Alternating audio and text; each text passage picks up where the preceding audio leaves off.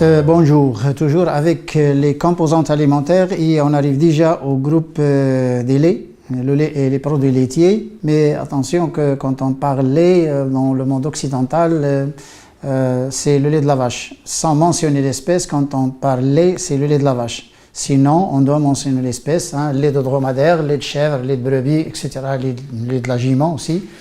Parce que les Balkans, enfin, il y a aussi certains pays donc, qui ont le lait de la jument. Le lait, c'est un aliment presque complet parce qu'il y a tout. Il y a les protéines, il y a le gras, il y a le sucre, il y a les minéraux, il y a les vitamines. Donc, c'est un aliment complet. Et le seul aliment d'ailleurs qui permet au nourrisson de vivre au moins 24 mois sans rien prendre. Il vit sur le sein de sa maman. Et il a tout ce qu'il faut. Donc, ce lait, pour nous, on ne connaît pas uniquement le lait de la vache, mais il y a 4 espèces, le lait des 4 espèces, et ça c'est très important. Actuellement, on est en train de dire que le lait ne convient pas pour la nutrition humaine, c'est faux. Le lait convient bien pour la nutrition humaine à condition qu'il soit un lait produit à partir de vaches non OGM et bien sûr de pâturage. Donc les vaches qui broutent de l'herbe, c'est le lait normalement qui sert à la nutrition humaine.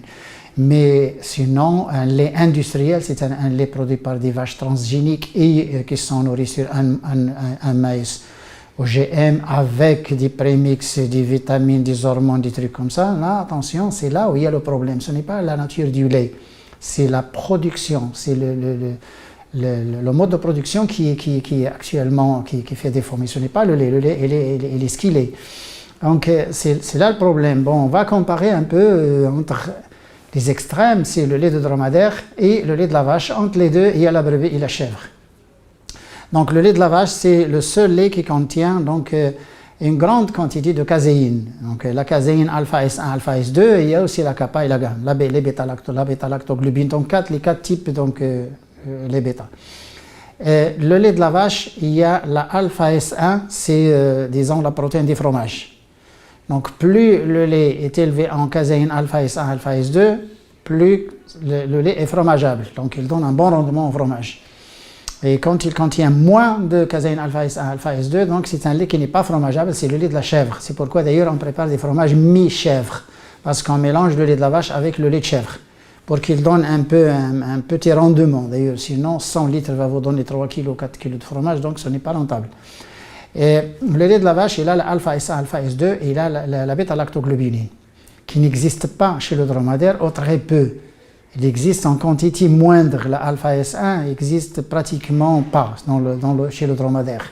Et il n'existe pas dans le lait de la femme. Donc, c'est un peu, la référence, c'est notre lait, c'est le lait de la femme. Donc, et le lait de dromadaire, donc, il convient mieux donc, pour le nourrisson que le lait de vache. Et le lait de chèvre, il est entre les deux. Le lait de chèvre aussi, il y a moins d'alpha S1. Le lait de la brebis, c'est mieux. Le lait de la brebis est mieux que la chèvre. Donc il y a moins d'alpha S1, alpha S2. Il n'y a pas très peu de bêta-lactoglobulines, mais il y en a. Sinon, le dernier lait en alpha S1, alpha S2 et bêta-lactoglobine, c'est le lait dromadaire. Et le zéro, c'est le lait de la femme. Et les protéines solubles, vous savez, le dromadaire, il a une teneur élevée en protéines solubles. Et le lait de vache, il y en a très peu.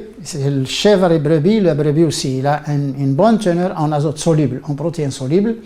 Et c'est ces protéines solubles-là qui jouent le rôle, donc qui vont donner des peptides qui ont un caractère immunitaire, qui vont jouer un grand rôle dans le tube digestif donc, du nourrisson, et qui vont bien sûr emmener à autre chose, parce que les protéines, ça sert, c'est une matière plastique, ça sert à reconstruire donc, les cellules mortes et puis à ajouter d'autres cellules, donc la croissance, surtout chez l'enfant, mais aussi les globules, les anticorps et les enzymes et l'autre système immunitaire, donc les IgG, IgA, etc. Donc ça, c'est des natures aussi qui proviennent donc du métabolisme de l'azote, des protéines. Et ces espèces, ces 4 espèces, vous voyez, on veut les comparer pour que les gens voient clair. Il n'y a pas que le lait de la vache. Bon, si on doit produire le lait de chèvre ou de brebis parce que le lait de vache ne convient plus à la nutrition de l'enfant, pourquoi pas? Bon, il faut qu'il y ait des projets quand même qui vont dans ce sens, parce qu'on a un peu augmenté la production de lait de par le monde, de lait de vache par exemple, et on a délaissé le chèvre un peu. Actuellement, on est en train faut travailler dur pour avoir le lait de chèvre, mais sinon la brebis, on n'a pas, pratiquement pas. Alors que malheureusement, dans les pays maghrébins, il y avait plus de lait de brebis que de chèvre. Et on a connu des années, on a connu que le lait de brebis. Donc tout le monde, il buvait le lait de brebis et de chèvre. Bon, il y a très peu de vaches. Actuellement, on n'a que le lait de la vache et puis on n'a plus de lait de brebis. Très peu de lait de chèvre, très peu. Donc on a des régions, mais la chèvre que nous avons, c'est tout dans le sud, là, c'est pas une chèvre productive.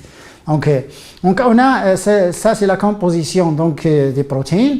Le globule gras, donc on a un petit globule gras de dromadaire dont le diamètre est de 2,9 et le diamètre du globule gras de la vache c'est 8,7.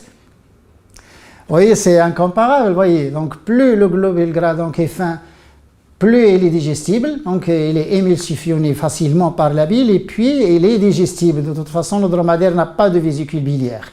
Il y a très peu de gens qui connaissent ça. Le dromadaire n'a pas de vésicule biliaire. Mais il a les canaux biliaires. Il n'a pas de vésicule, mais il a les canaux biliaires. Et entre les deux, on a toujours la brebis et la vache. La brebis et la chèvre, pardon. Qui ont un globule gras intermédiaire. Mais sinon, à l'extrême, c'est la vache. Il a un gros globule gras hein, qui ne se digère pas, qui s'émulsifie très difficilement. Et le globule gras de la femme, il ressemble au globule gras donc, du dromadaire. Encore un peu la brebis, et puis la brebis est plus petite que la chèvre. Oui. Si on compare ce volume, parce que c'est très important ce globule. Donc, et puis les insaturés, il y en a plus d'insaturés chez le dromadaire qu'il y en a chez la vache. Et les compare avec les insaturés, les acides gras insaturés, donc chez la femme. Sinon, on a le calcium, zinc, cobalt, enfin calcium, cuivre, zinc. On a une teneur élevée chez le dromadaire par comparaison à la vache et qui ressemble un peu au lait de la femme. Entre les deux, il y a la chèvre et la brebis. La brebis est toujours mieux que la chèvre, en ce cas. On a la riboflavine. La riboflavine, vous voyez, le dromadaire, il est meilleur. En riboflavine, on a la riboflavine de la vache aussi. Elle est très riche en riboflavine. La riboflavine, c'est une caractéristique de lait. Il y a plus chez le dromadaire et on a chez la brebis et la vache. Donc la brebis est supérieure, la chèvre est supérieure en lactose. Et on a ce sucre de lait qui n'existe que dans le lait. Ça s'appelle lactose. Il n'existe pas dans la nature, très peu, mais c'est le sucre de lait, le lactose. Et le nourrisson, enfin le bébé, enfin le nourrisson a besoin d'un sucre lactose, il n'a pas besoin de saccharose. Malheureusement, actuellement, quand on prépare le biberon, on en met du saccharose, mais normalement, le nourrisson, il a besoin de lactose. Et c'est un malheur, vous voyez, c'est un malheur. Il ne faut pas qu'on donne le saccharose donc, à l'enfant, c'est un lactose. Pourquoi? Parce que le lactose va donner glucose plus galactose. Et le galactose a un rôle aussi dans le corps chez le nourrisson. Et c'est pourquoi d'ailleurs que moi les gens qui boivent moins de lait ou qui ont un lait un peu anormal, ils ont une intolérance. D'ailleurs, la plupart des pays africains, on trouve une proportion élevée en intolérance au lactose. Donc c'est des gens qui tolèrent mal ce lactose. Et ils ne tolèrent pas le lait d'ailleurs, ils ne tolèrent pas le lait à cause du lactose d'ailleurs, ils ne tolèrent pas le lactose. On va vers la vitamine C, on a la vitamine C 30 fois, elle est 30 fois supérieure chez le dromadaire comparé à la vache. On a 30 fois plus de vitamine C chez le dromadaire qu'il y en a chez la vache. Et la même teneur, enfin la femme est moins que le dromadaire. Le dromadaire est meilleur en vitamine C. Un peu intermédiaire toujours brebis chèvre. Il y a une bonne teneur en vitamine C, pardon. Et cette vitamine C, vous voyez les régions désertiques, il n'y a pas de fruits, il n'y a ni citron, ni pomme, ni rien. Et ces régions désertiques, donc Dieu a créé donc la vitamine C dans le lait de dromadaire. Donc ils auront quand même à satisfaire le besoin en vitamine C rien qu'en buvant le lait de dromadaire. Et ça, c'est des choses que l'homme ne sait pas faire. Et on va vers calcium. Calcium, bon, le lait, c'est calcium. Et puis, on arrive à cet argument qui a été utilisé, comme quoi si on ne boit pas de lait, on aura une ostéoporose et tout ça. Et on continue à le dire malheureusement. On ne s'arrête pas de le dire, on continue à le répéter, à le dire tout le temps. C'est un argument vrai. Pourquoi? Parce que c'est vrai que le lait est riche en calcium. Et en calcium natif parce qu'il existe sous forme organique, sous forme de phosphocasinate de calcium. Il est absorbable. Comme le fer de la viande d'ailleurs. Le fer de la viande, il est plus absorbable que le fer donc, des végétaux. C'est vrai, c'est un argument vrai, mais le calcium existe dans tout ce qui existe dans la nature. Même l'eau. Il n'y a pas une chose où on ne trouve pas le calcium. Et le calcium, c'est le minéral dont le corps a besoin en grande quantité. C'est 1 gramme par jour, et même plus. Vous voyez, c'est 1 gramme par jour. Donc les autres minéraux, on a besoin de quelques milligrammes. Le fer, par exemple, c'est 24 milligrammes. Donc, et il y a même des minéraux sous forme de traces. On a besoin de très peu, comme le cuivre, comme le cobalt, comme le zinc et tout ça. Ça, c'est des micro-éléments, ce qu'on appelle les micronutriments. Et ces 4 espèces, elles ont un lait un peu plus ou moins qui convient à une catégorie ou à une autre. Donc les vieux et les nourrissons, je le dis 2 fois, c'est le lait de dromadaire qui convient. C'est facilement digestible et il est riche en azote soluble. Il n'y a pas de caséine parce que la caséine, c'est une grosse molécule. Et quand il est hydrolysé, il donne des casomorphines. Ils donnent des hypoïdes au niveau donc, du tube digestif, au niveau du côlon. Ils donnent des opoïdes, donc des casomorphines. Et ces casomorphines qui gênent, c'est pourquoi d'ailleurs on interdit le lait de vache, je dis bien le lait de vache aux autistes. Mais le lait de dromadaire aux autistes, il convient, il n'y a pas de problème. C'est à cause de ces casomorphines d'ailleurs qu'on a interdit, d'ailleurs c'est à cause de l'alpha S1, alpha S2, de la nature de cette caséine-là normalement, qui donne ces des opoïdes qui gênent un peu, qui gênent, qui disturbent un peu, qui gêne beaucoup le système nerveux, d'autant plus que l'autisme, déjà, il a déjà une hyperactivité, il y a des mouvements mal contrôlés, tout, on ajoute encore une hyperactivité, là c'est grave. Et ça devient compliqué. Le gluten et la caséine, c'est à cause de parce que le gluten aussi, c'est des endormophiles. Le gluten aussi, il donne des opoïdes. Hein, quand il est digéré, il donne la gliadine, là, il donne des opoïdes. Et sinon, le lait de dromadaire donc, ne fait pas de mal donc, aux autistes. Et même les femmes enceintes, normalement, il faut qu'ils consomment le moins que possible le lait de la vache, mais ils peuvent consommer le lait de dromadaire ou le lait de brebis ou de chèvre, pas de problème. Donc, et tout le monde parle de lait. Bon, dans cette composante alimentaire, je précise, bon, je donne les caractéristiques et les propriétés de l'aliment. C'est un aliment riche en protéines, donc les laits sont riches en protéines, sont riches en minéraux, dont le calcium, sont riches en riboflavine, sinon c'est la seule source de riboflavine, de la vitamine B2, un peu de B12, un peu des autres B, mais c'est surtout la B2. Et puis, c'est un lait, il y a pratiquement tous les minéraux. Et puis, on a le lactose, un sucre spécial, donc, qui sert à nourrir, surtout le nourrisson. Et puis, on a le gras.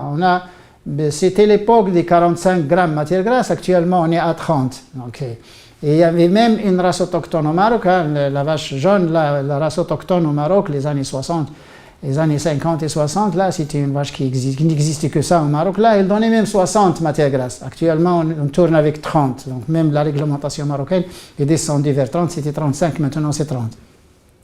Et le lactose, il est à 45-48 grammes et puis les protéines entre 2,5 et 2,8% par rapport d'ailleurs au lait. Et on a les minéraux qui représentent le reste, c'est 1,5 donc de cendres. Donc quand on analyse les minéraux, c'est on analyse des cendres. C'est un aliment riche en protéines, c'est un aliment riche en minéraux, c'est un aliment source de vitamine B2 et c'est un aliment qui contient aussi de la matière grasse, donc il est énergétique, il est très énergétique. Mais c'est un aliment qui contient aussi du cholestérol.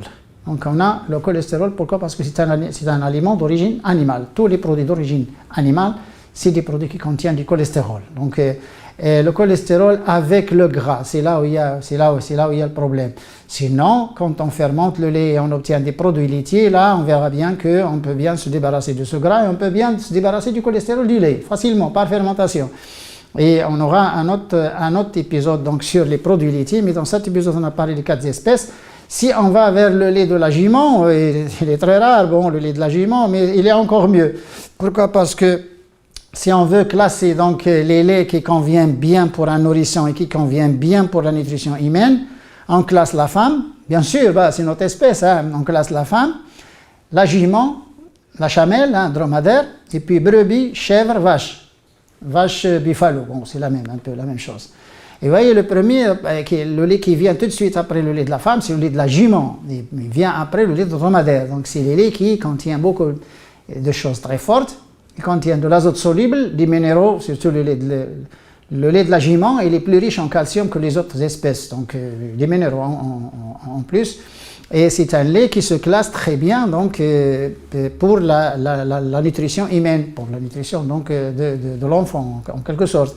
On peut même préparer certaines choses. D'ailleurs, les Russes ils préparent le kumis, donc un lait fermenté alcoolique là qu'on prépare à partir donc de la gimon. C'est une fermentation double lactique et levure, la lactique alcoolique.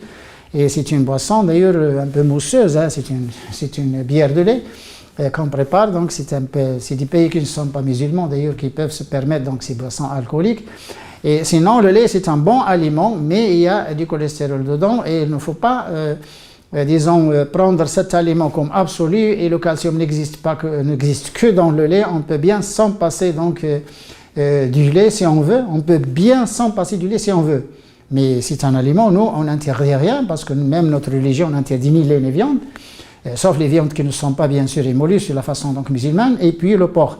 Sinon, le reste, on ne peut pas interdire les choses, sauf les gens qui ont des maladies, comme les cardiovasculaires, comme les personnes qui ont certains problèmes au niveau du type digestif, d'ailleurs la maladie du Crohn, comme la RCH, les autistes, et actuellement ça s'ajoute encore le problème donc des intolérances. Les gens qui ont un cœliaque, il convient mieux de ne pas manger, pas aussi prendre les produits laitiers, parce que la caséine et le gluten, il va avec. Et puis, pour certaines maladies, oui, on doit interdire le lait, on doit interdire d'ailleurs les produits d'origine animale, comme les cardiovasculaires, comme l'hypertension, comme les produits qui ont du rein, comme des choses comme ça. Sinon, une personne normale, saine, etc., donc il peut bien donc, consommer du lait, à condition qu'il soit un bon lait. Bon, je dis bien, le lait de pâturage est mieux que le lait donc, de l'engraissement, le lait du concentré. Et le lait, c'est un aliment, et c'est un bon aliment, s'il est produit dans des conditions, comme j'ai dit au début.